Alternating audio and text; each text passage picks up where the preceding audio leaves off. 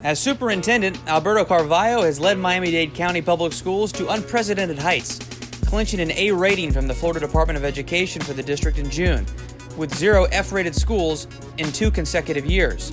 But he almost wasn't in Miami to celebrate the achievement.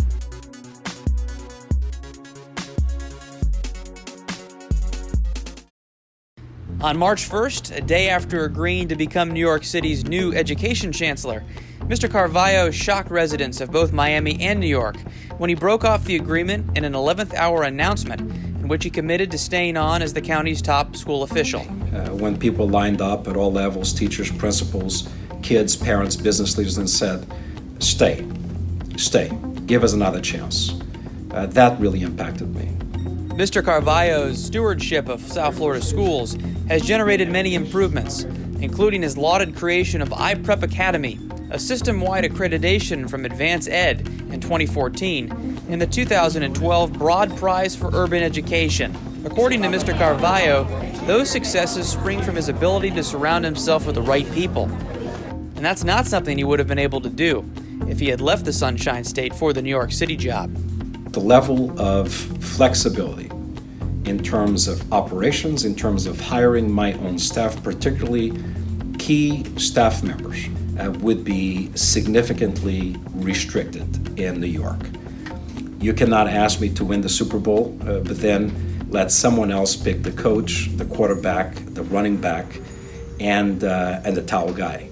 Carvalho was born to a poor family in Lisbon, Portugal, and came to Miami as an undocumented immigrant. He was a day laborer, but worked his way up through Miami's educational world to lead the country's 4th largest school district. He's held the job for nearly 10 years.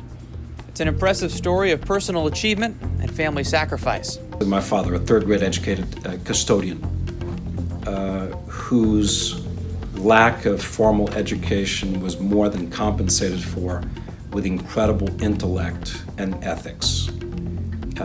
I live his ethics, and I live with a chip on my shoulder, this additional weight of attempting to realize through my living the opportunities he never had.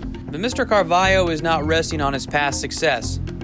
He has some bold new ideas that he thinks can take Miami's public schools to the next level. The way we build schools needs to radically be transformed into much more community-centric entities rather than big boxes that just warehouse kids.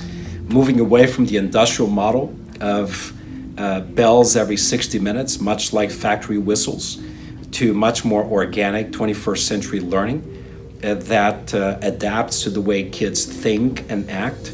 The right time to leave, often presents itself. You don't look for it. But I can tell you one thing. I did not go to New York to bail on Miami anytime soon. I am dedicated to this community. I love this community.